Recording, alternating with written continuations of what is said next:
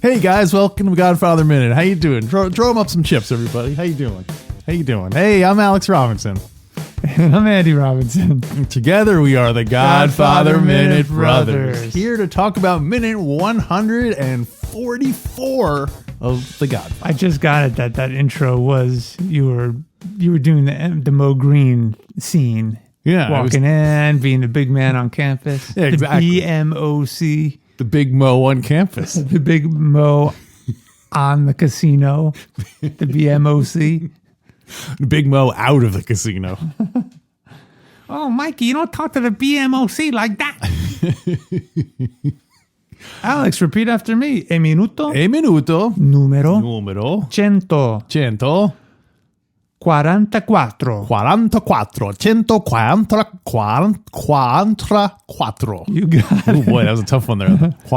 Wait, how does it Sounds like you're choking on your cannoli. Beg your pardon? Yes.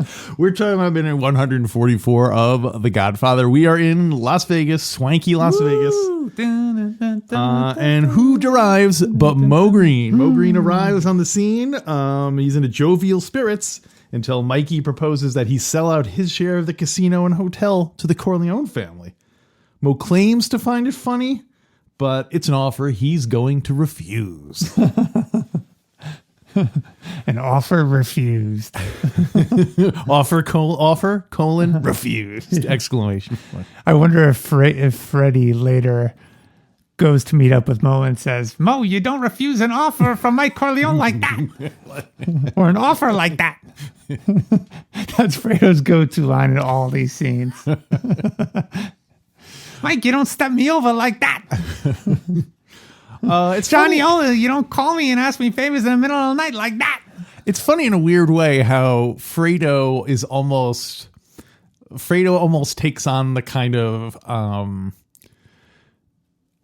so basically Pop had Jenko for a consigliere, and Sonny had Tom as his consigliere, and basically in this scene, like Fredo's kind of acting like Mikey's consigliere. He's basically saying like, Mike, you don't come in and talk to a guy like Moe Green, like, you know, he's trying to like keep Mikey grounded and perform that same thing that Tom was trying to do, like, you know, you gotta treat people with respect and so on. So, do you think Fredo already sees the writing on the wall that he's been stepped over, so now he's vying for the consigliere position?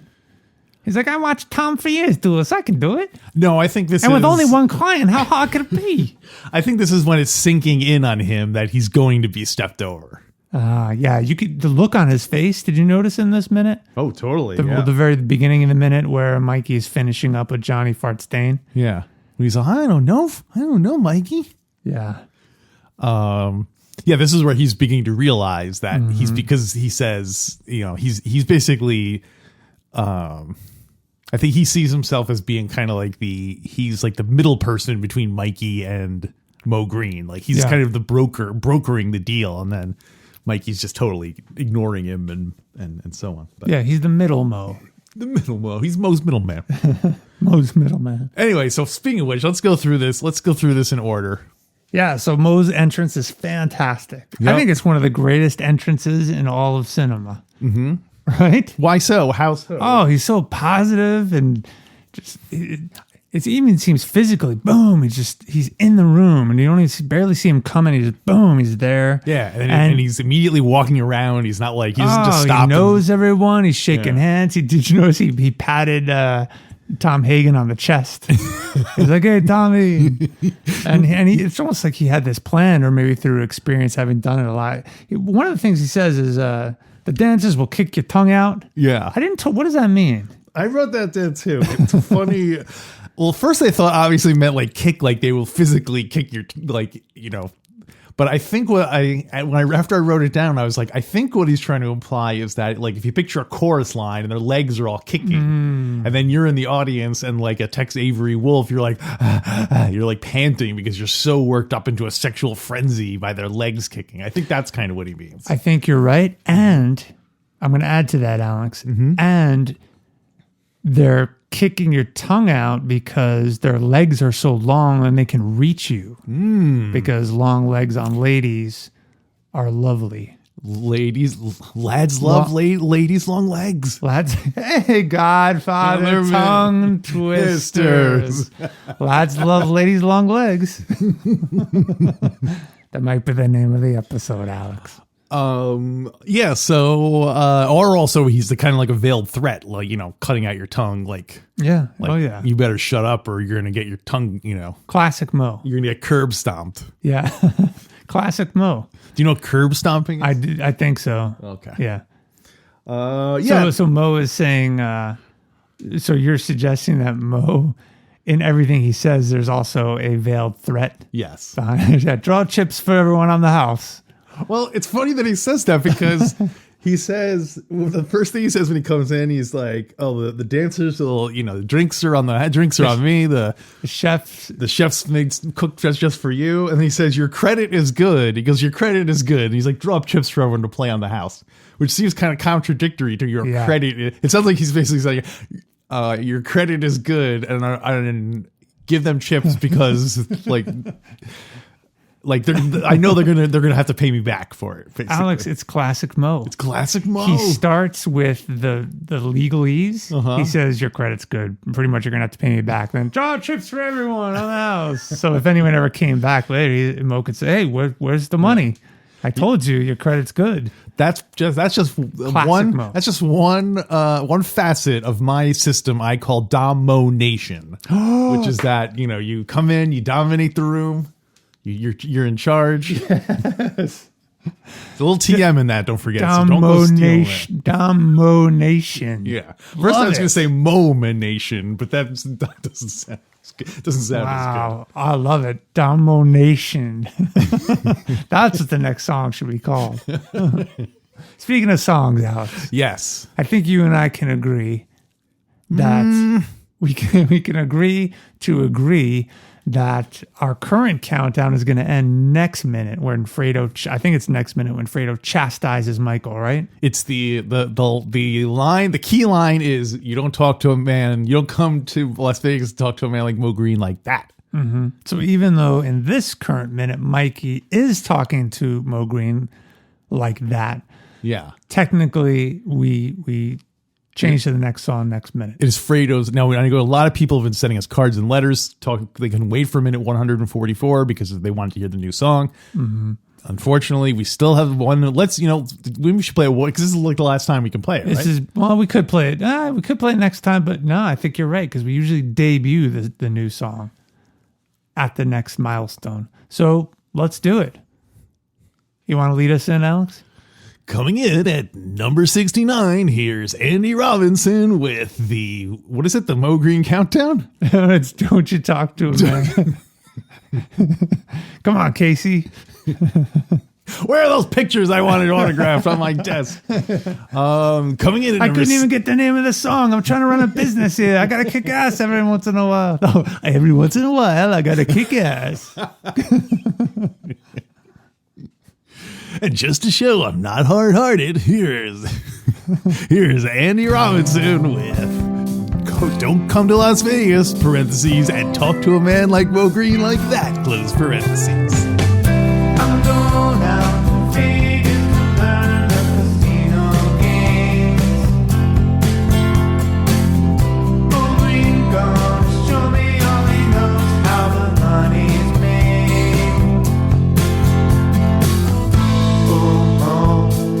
My friend straightens me out again and again. Sure, he's skinning off the top, but that's what Pop would do.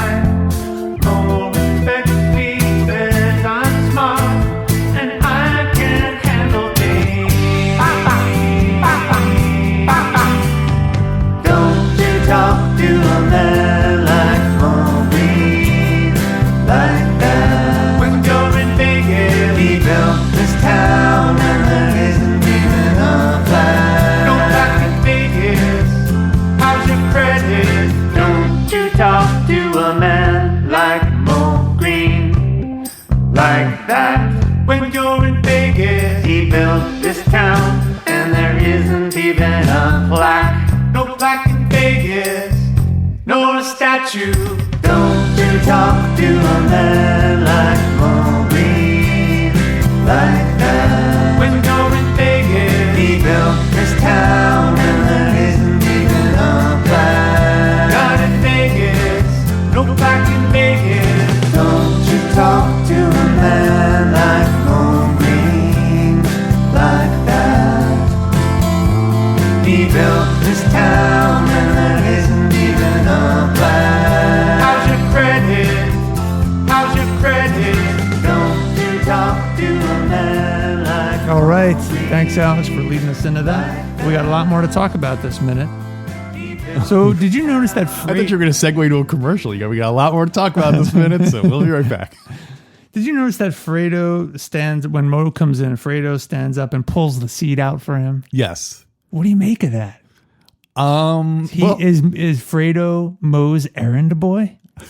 Well, I think it's definitely a sign that Fredo is more worried about impressing Moe than he is about impressing Mikey. Mm-hmm. You know what I mean? Yeah. Yeah. And so, and I can understand that's probably Fredo's role. He's there to grease the wheels and keep people happy. He's the fluffer. He's the fluffer of the family. So this is like what his, kind of his role is. And obviously, it really shows that it makes sense because like to Fredo, he's still getting used to the idea that Mikey is the Godfather, basically. Mm-hmm. To him, he's still a little Mikey who was playing Cowboys and Indians. Yeah. Yeah, that's right. So yeah, that makes sense. But do you think Moe has trained Fredo to do those kinds of things? Because he was straying too far. He wasn't. The gamblers couldn't get a drink on the casino floor. Moe has tightened his leash and has given him very strict and specific instructions. When I walk in, you pull out the seat.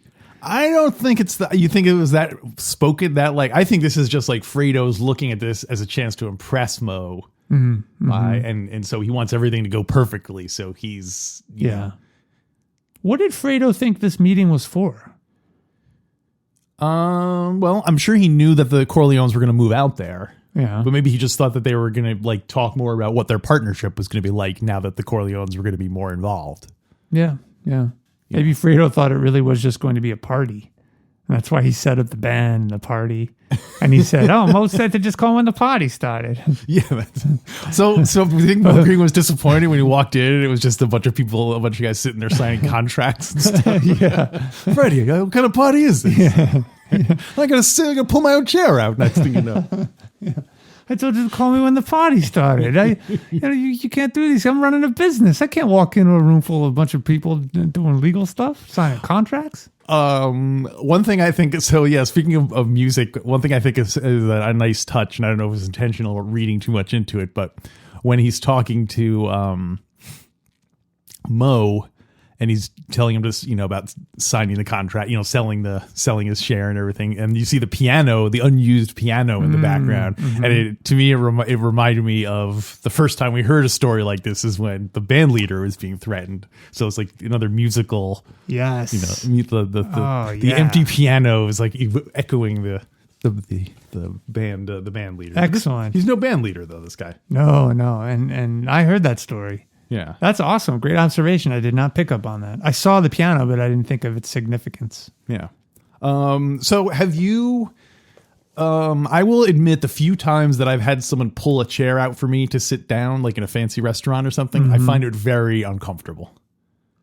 Because they don't know exactly how deep you like the chair in or out. Yeah. And I think unless you're used to someone doing that, it's, I can see if someone does that for you all the time, you kind of know, okay, I just know exactly what to do because there's someone pushing a chair under me. So wait, I was making a joke. Are you serious that I assumed you were uncomfortable because of the social dynamic, not because the mechanics of he pushed the chair in too far for me or back. No, it's more that. It's more the. Oh, it is that. It's more that like because I'm a large oafish man and like I'm like it's like it just makes me aware of that. You know what I mean? Like I can negotiate the chair by myself, but having someone else there with you, it's like it's now suddenly like you're hyper aware of what you're doing, and am I sitting in the chair the wrong way? And should I pull it forward? Do I push? Do I leave? Yeah. Do I help him pull it forward? Yeah. So that's that kind of stuff. So It's funny because I've only had that done for me a few times. I don't even recall when, but I do recall feeling awkward, but for the other reason that it's like, I don't need someone subservient that needs to pull my chair out. Yours is more about the mechanics of. Oh yeah. Yours is more the Larry David thing. Yeah. Right. If I could master the mechanics, maybe I'd worry about the socialization part. But first things first. Yeah. When I lived in Manhattan, as you know, we moved into a high-rise building, and it had a revolving door in the front. And there was a doorman, and when you would walk to go use the revolving door, the doorman would start pushing the door for you on the other side. Yeah. And it took me so long to get used to that because just like the social aspect, or that's more the like timing of the door spinning. No, that one is more the socialization. Yeah. I'm now the kind of person who lives in a building where people open doors for me, or just that. It's more just these awkward social of awareness of the. Yeah, I never got used to that. All those times I visited you, and they'd come and they'd jump up. They'd be all comfortable behind their podium, reading or playing a video game, and they'd jump up and run over. Because you would stand there and wait for them until they got up, and it was like a good 20-foot walk across. And that guy was old too. Yeah, I can't believe you do that. Yeah, you got to make that elevator operators union. You remember in our dad's old building, they had an elevator operator. And it was literally just a modern elevator, and a guy would just push the button for you. And then you're going to ride in the elevator with this guy. Unacceptable. Oh, no way. There's no reason for that. I think they said because they have a lot of like old people in the building for security and whatnot. But it's very uncomfortable to have. It prevents all the little kids from going in there and pushing all the buttons. Yeah, that's true. I did that as a kid. You know what? I think I would be more comfortable with it if there was just a guy sitting on a stool, like a security guy in there. I'd be like, okay, whatever. But the fact that he has to go through the thing of pushing the button for you is like the humiliating part. I'm so weak. Can you push that for me, So it's boy? Emasculating. You feel like you're a child. Like it's more emasculating for that person. Oh, I see. Than it is for me, because it's like your job is doing the simplest possible thing that I can do is pushing a button. So anyway. We're getting off the track. I can never be an elevator operator. You know why? Why is that? I think I would have a really hard time learning the route. Well, it has its ups and downs. Well, back to the minute, Alex. I got some great stuff here. So Michael asks, Mo, he says, is my credit good enough to buy you out? Fredo laughs. I love John Cazale's laughing at thing. Oh, it's great. Like the Crypt Keeper. He kind of has a little Crypt Keeper look going on, doesn't he? He'd be a great Crypt Keeper for Halloween. Godfather Halloween. Oh, that's it. So my question is, why does he laugh? He already 2 minutes earlier, he already knows that Michael is serious about the offer. Yeah. So why is he laughing? Is he laughing because he's still really not sure? And he's like, oh, clearly that's a joke. And I'm laughing along with Mikey's joke because he doesn't want to buy you out. Yeah. Because you think that's it? Yeah. And just the uncomfortableness of it, I imagine. Because Yeah. even if he was going to propose the idea to Moe Green, just the idea that he would just blurt it right out right at the top of the meeting, I'm sure totally threw Fredo off his... Yeah. So I think it's almost just more like a panic response more than anything else. Yeah. He's just kidding, right? Yeah. Because he's in between the two right now, and between the loyalties, I guess, which is what Michael is pretty soon going to call him out on. Yeah, that's true. He's like, Mikey is the man, but Moe Green's the man here.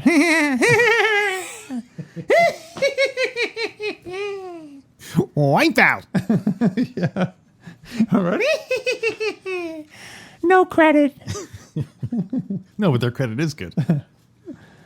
So Alex, so Mikey accuses Moe Green in this scene of skimming. Or not of skimming, but accuses him of being unlucky. Yeah, I object. He never accused him of anything. Moe Green suspects that he's being accused. It's interesting that Moe would jump right to that. Oh, yeah. He wouldn't say like, Me? "Oh, well, you think Skimming? I'm unlucky?" He immediately goes to, "What? You think I'm taking money out of the till right downstairs?" Who, moi? He's a good poker player. Who, me? Skimming? Oh, I'm a man with a vision. You know why he's skimming, Alex? Why? So he can finally have that statue erected. The Moe Green statue signpost plaque fund. It's all off the record. Do you think he is skimming, Alex? Yes. Whoa, you didn't even need to think about it. Why?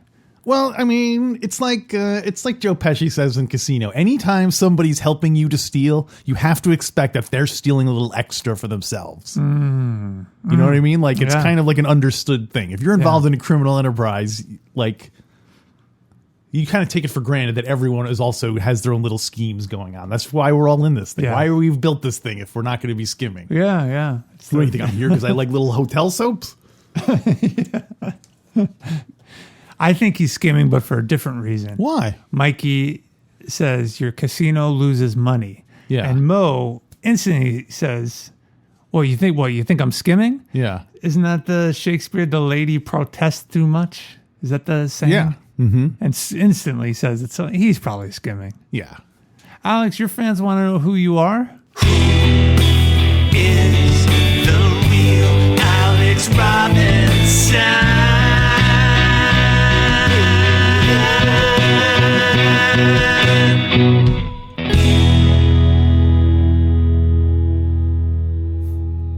I'm not so sure they do want to know that, but go ahead.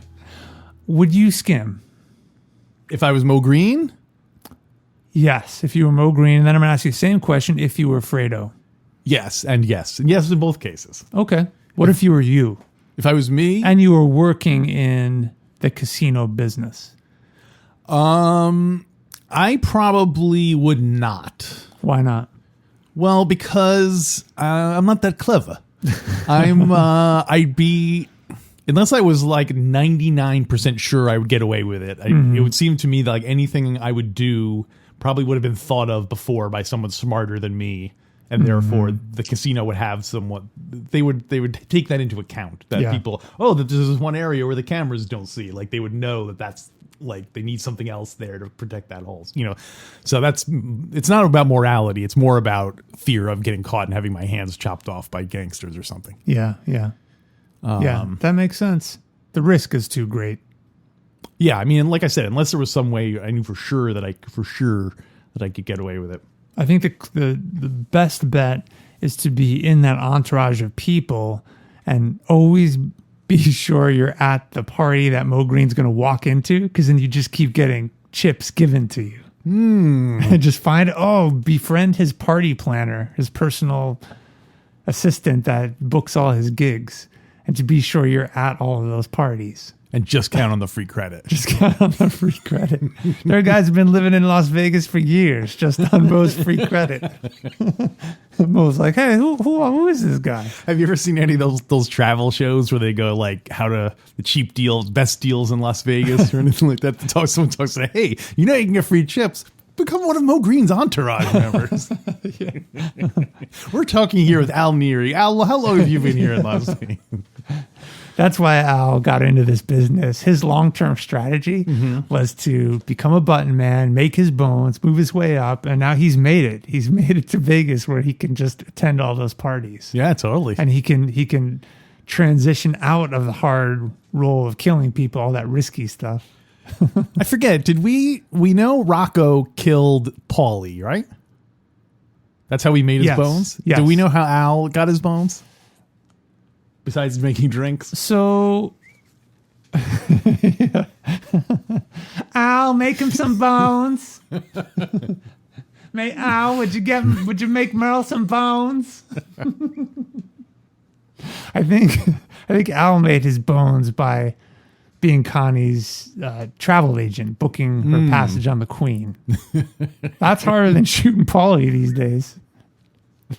The standards have really fallen now. If you like, used to be you had to kill a guy and keep secret of it. And now, if you can get tickets to the Queen, So I may be remembering this incorrectly. you may but be naive. I think Al makes his bones in the book by killing Moe Green. Also, at I this think point, the events are a different order in the book. so in the book he has, Yeah. in the book he's already killed Moe Green by the time they have this meeting. Yeah, exactly. Yeah. Mikey is really talking to Fredo. Fredo, my It's good like enough good to buy you out. Fredo's the man in Vegas. It's like a Sixth Sense where you're gonna look back and all the scenes with Moe Green. He was never there the whole time. Was it Fredo or is it no one? What I just realized now was Barzini all along. You know, it's an anagram. If you rearrange Moe Green, it's Fredo Corleone. Wow. That would be great if Fredo was the one who came in and said, "Hey, the chefs will cook for you." You kind of did that, didn't he already? Yeah. Chef the dancers will kick your teeth out and you're going to have a great time. So I have some information about Moe Green, the actor who played Moe Green. Do you want to hear it? Okay. Or did you have some more stuff from the book you were going to say? Oh, I definitely have stuff from the book and I definitely have more about the minute. Okay. Oh, yeah, I do too. But go ahead. Okay. Go ahead. Alex Rocco is the actor who Yes. plays Moe Green. Do you remember the first time? I remember the first time I became aware of Alex Rocco. Do you remember who it was? Do you remember? Oh, one day at a time. No, you're close. Facts of Life. Facts of Life. He was Joe Yes. Polnichek's father. Oh, that's right. Yeah. That was the first time I ever became aware of him because part of it was because his name was Alex Rocco, which is almost like my name, Alex Robbins. You know what I mean? Like, we have the same first 6 letters. So I always felt a certain kinship with Alex Rocco. Yeah.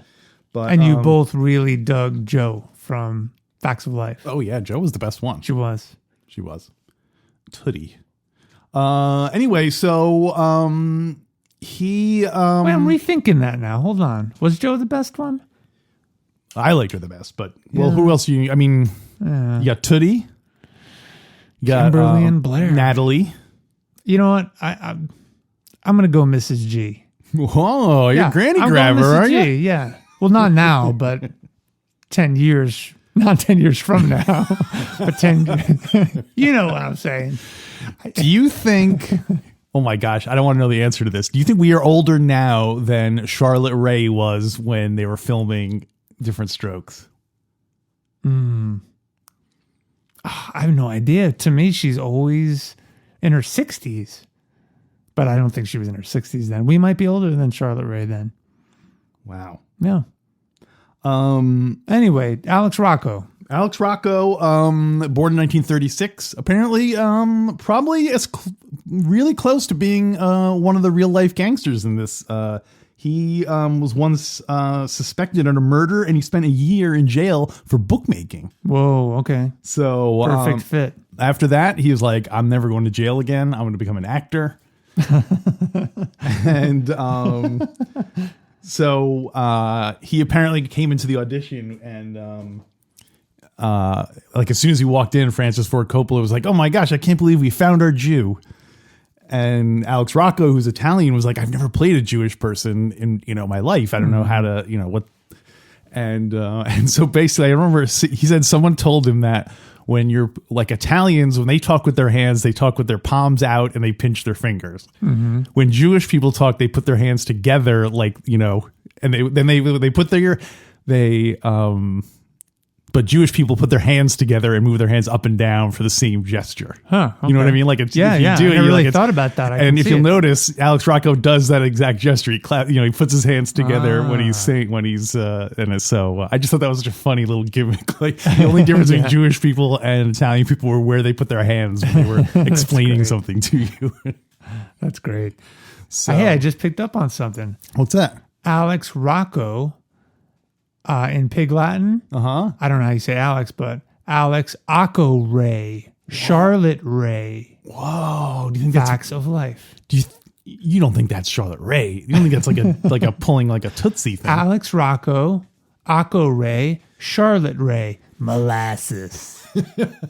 What I've always wanted to know is who is the real Alex Rocco? Charlotte Rain. Oh, hey, you said Alex Rocco was born in 1936. That's right. You know who else was born in 1936? Who? Our father. Our father. Oh, Yeah. that's another weird coincidence. Yeah.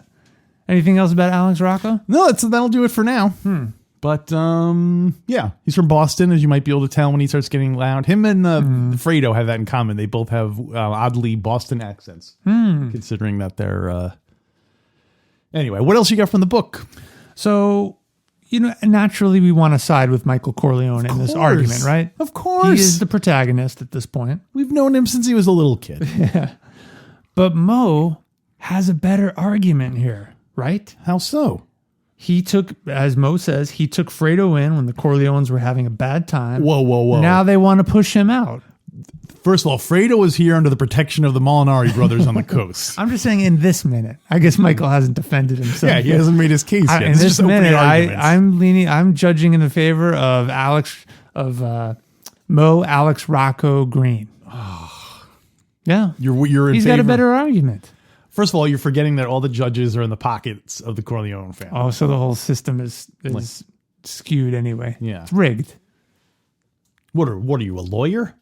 I wonder how Tom Hagen's taking this whole thing, watching them battle it out as if they were lawyers, right? Do you think he does seem to recognize Tom by name? Yeah. So do you think this guy, I guess, goes back to what you were saying before when he walks into the room and immediately he says, hey, Tom, how you doing? Fredo. And he knows everyone. You think like one of his bodyguard guys is like, all right, you're going to say Fredo. And, like in Veep. Where prepares him. Yeah, where someone is one of his bodyguards is like always telling him, "Oh, there's Tom Hagen. He's the lawyer," and like right before they go in, so he knows going in who everyone is and stuff. Yeah, and it worked until he clasped his hands together. Yeah, because he had written the names of everyone on his palms. Oh no, as a cheat sheet. So he's like, "Oh, good to see you, Prego." Yeah. Ham Tagen. So I got some stuff from the book, Alex. Yeah, what you got for me? Should I hit it now? Sure. It's a little bit different.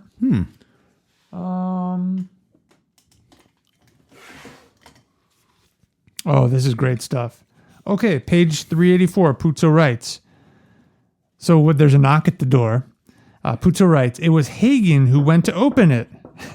It was Hagen who went to open it and was almost brushed aside when Moe Green came striding into the room, followed by his two bodyguards. So a little bit of a more cold entrance in the book, Alex. Can I pause for 1 second? Yeah. And ask you a question? Yeah. Now, in the book, doesn't Tom have business dealings in Vegas, or has that not happened yet? I know he's been in touch with like Lucy and Johnny, but he has more Hollywood involvement in the book. Oh, okay. Yeah, he's getting involved in the film business. Does he have a mistress yet? I don't recall from the book. I don't think so. I don't think it's discussed in Vegas. Right. Go ahead. Puzo writes, Moe Green, is a little bio here. Moe Green was a handsome hood who had made his rep as a Murder Incorporated executioner in Brooklyn. Wow. And Murder Incorporated is capitalized. He had branched out into gambling and gone west to seek his fortune because he had vision. He had been the first person to see the possibilities of Las Vegas and built one of the first hotel casinos on the Strip. He still had murderous tantrums and was feared by everyone in the hotel, not excluding Freddie, Lucy, and Jules Siegel. They always stayed out of his way whenever possible. Interesting, right? Yeah. I didn't get the impression in the movie that he was that tough. Right. He was more like a businessman, like a Hyman Roth businessman. Yeah. But I guess in a couple minutes he is going to defend his background. He talks about making his bones and all that. Yeah. That reminds me, for next week, I wanted to. I didn't do it this week, but I wanted to look up, bring in information about Bugsy Siegel. The person who Moe Green is, the gangster who Moe Green is based on. Well, I'll bring some of that next week. Oh, great idea. So, Puzo writes, Moe Green's handsome face was grim now. So he just walks into the room right now. Yeah. He doesn't come in all happy like in the movie. Oh, okay. His handsome face was grim now. He said to Michael Corleone, "I've been waiting around to talk to you. Mike, I got a lot of things to do tomorrow, so I figured I'd catch you tonight. How about it?" Very different, Alex. Yeah, this one, Moe Green's the one taking charge. Very different. Let's see, blah, blah, blah. Puzo writes, after the goodbyes were said, okay, so they didn't even start talking about business yet. Yeah. And Puzo writes, after the goodbyes were said, there was Freddie, Tom Hagen, Moe Green, and Michael Corleone left in the room. So everybody else was gone. Right. And then they start talking business, which makes sense to me. In the movie, you got this room full of people. Are they all trusted? Yeah, Johnny's there, and Yeah, I guess the bodyguards are around. I mean, But unless maybe. that's part of Mikey's thing, is that he wants everyone to know that, like, by making a big play of it, they kind of don't want it to be a secret. They want everyone to know that Moe Green is being pushed out by doing it in front of everybody. Yeah, maybe. That could be a good strategy.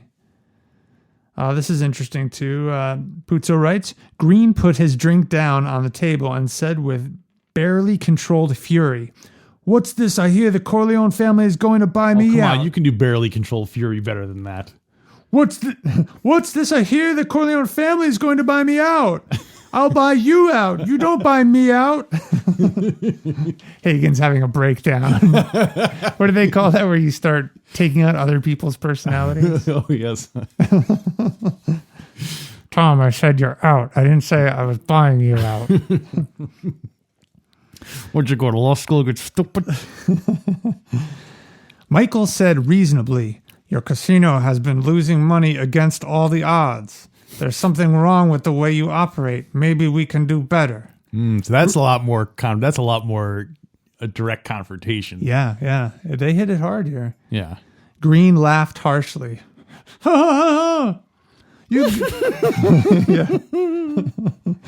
You goddamn Dagos. I do you a favor and take... And then it continues similar to the movie. I want to point out in the book, he says, "You goddamn Dagos." Yeah. And in the movie, I think he says guineas, Yeah, right? he says you guineas. Yeah, they're both derogatory terms, but just wanted to point out that difference. I thought Dago was for Spanish people. I'm not sure. We'll have to look that up. We asked. We'll answer. How great is it that we don't even know I guess how privileged are we that we don't even have to. It's a good sign of the times that we're not that familiar with them, right, Alex? Yeah. So that's it from the book. So There's more in the book, obviously, as the conversation continues, but we'll talk about in the next minute. I think I like the script. I like the movie version of their thing together because it's a little bit more subtle. I guess he does wind up they do wind up yelling at each other. So yeah. But in the movie, you don't. I like the fact that this Moe Green comes in with a positive attitude and is cheery. And do you think Moe knew this going in, or do you think he? Did Moe see this coming and was like, "Oh boy, I bet and he was just kind of going in as like a front to be all happy, or was he legitimately surprised that they wanted to buy him out? I think he gave the impression that he was surprised at first. Yeah. But I don't think he was, because in later minutes, that's probably the next minute, he goes into that. He says the Corleone family is all through, etc. Maybe he knew it was coming, or that it might be coming, but he wanted to wait to see if it truly was coming before. Maybe that's where the skimming. Maybe that's where the skimming part came in, because maybe the person who he got his information from was like, "Oh, Moe, I hear they want to push you out." He's like, "Why? Why are they? Maybe they think you're skimming." Like that kind of. Oh, that's true. Yeah. We don't know how reliable his information is or where he gets it. Yeah. I think Moe saw this coming. You think so? He's a man with vision. Really, it's true. It's ironic that he has glasses that play a part in his death, considering he literally had vision. Yeah, he was a man. He was a man with vision. I said was. He's got an astigmatism. 20/40. 20/40, not bad for a man his age. Make sure he sees an American eye doctor who speaks English. Yeah. He has vision problems, but no dental problems, no plaque. I guess we can rate this, although I don't know why we should even go through the charade. I'm pretty sure we both know what we're going to give. Let's just say the number right now. You okay, ready? 1, 2, 3, 4, 5, 6. Whoa! It's one of our rare 6s. I'm allowing it. I'm allowing it a 6. Oh wow! Okay, you're breaking the barrier. You're a podcaster with vision. It's a Moe They call it the Moe barrier. Yeah. The Moe barrier breach. Here we go around the Moe barrier. Wait, what was it? The Moe barrier breach. The Moe barrier breach. Here we go around the Moe barrier breach. The Moe barrier breach. The Moe barrier breach. Alex, I do have one more item before we close shop. Yes, what you got for me? I want to thank some folks for giving us some nice iTunes reviews. Oh. I don't look at that kind of stuff, but I happen to be on it because I was testing some iTunes stuff. And so thank you to everyone who's written a review for us. Now, one of them was positive, but the listener said that they were really surprised that we didn't know what the word Corleone meant. So if you remember, Alex, it was, I don't know, a dozen episodes ago, we were probably when they were walking around the town of Corleone, we asked, what does the word Corleone actually mean? But this listener thought it was really funny. They said they were surprised we didn't know what Corleone meant, because it was the town that Vito Andolini came from. Oh, yeah, we knew that. We knew that. Yeah. But we just didn't know what the word Corleone, the origin, the meaning of the actual word Corleone. So I took the opportunity to reach out to our Latin scholar, Peter Carucci, in New York City. All right. Are you ready for a little history lesson, Alex? Does he have a theme song? Oh, great idea. It'd be some Latin kind of, some fun.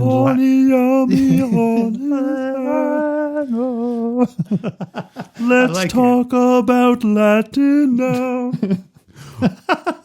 It's so Latin uninspired. scholar, tell us how. I love it. One more time. What, that thing I just said? Yeah, it was fantastic. I'll do it with an organ and stuff it was Latin scholar, tell us how to pronounce these words right now. awesome. And then it says that same thing again in Latin. Oh, yeah. Well, we'll have to ask him how to say it. And then it says it again in English. Right. It's the longest, almost uninspiring modern day jingle. I love it. The other thing is we could make the theme something in Latin, like, hey, you don't talk to a man like Moe Green like that in Latin. All right, here we go. This is Peter Carucci reaching out to us from New York City. Peter, what is the origin of the word Corleone? Hey, great to be back. Hope you guys are doing well. Corleone. Think of it as 2 words. Cor meaning heart. Leone, lion. Lion, heart. Wow, that's a great name for a town, isn't it? Even in modern Italian, when we hear Corleone, we think lion, heart. Yet the town most probably gets its name from the Byzantine Greek, Cora Leon, meaning the territory of or town of Leone, which was likely a name. Thus, town of Leone. It could also have been an amalgam of the Byzantine Greek and earlier Latin, town of or territory of lions. We know that name was in play when the Moors occupied Sicily, just less than 1,000 years ago, as they had understood that to mean Corleone, which translates from the Arabic to be place which brings extreme happiness just by looking at it. Corleone, known by its Latin name Corleonum, gets a few other names over the coming centuries. Corleone by the Norman French, Coriglione, a form still in use through the 1800s, but ultimately by the year 1556, the town is affirmatively Corleone. All of that being said, the word Corleone, in Italian, particularly in the north, could also mean a large corlo. A corlo is a device used to untangle wool. So we have Lionheart, town of Leone, territory of the lions, a place which brings you joy just by looking at it, and possibly wool untanglers. Until next time, all the best. All right. Thank you. Latin scholar, thank you so. And now Latin time must go. What do you think, Alex? Oh, he kind of gave us a bunch of different answers. Yeah, I think you're a wool untangler. Hey, which one of those do you like the best? I think Lionheart. That's probably the coolest, right? I like Land of the Corals. Was that one? Yeah. Well, thanks a lot, Peter Carucci, our Latin scholar from New York City. Alex, we wrapping it up now? All right, I guess that will do it. And thanks everyone for listening. I understand that with the pandemic and all podcast listenership is down. So if you've made it this far into the podcast, we really are glad you joined us today. And until next time, it's my credit good enough to buy you out?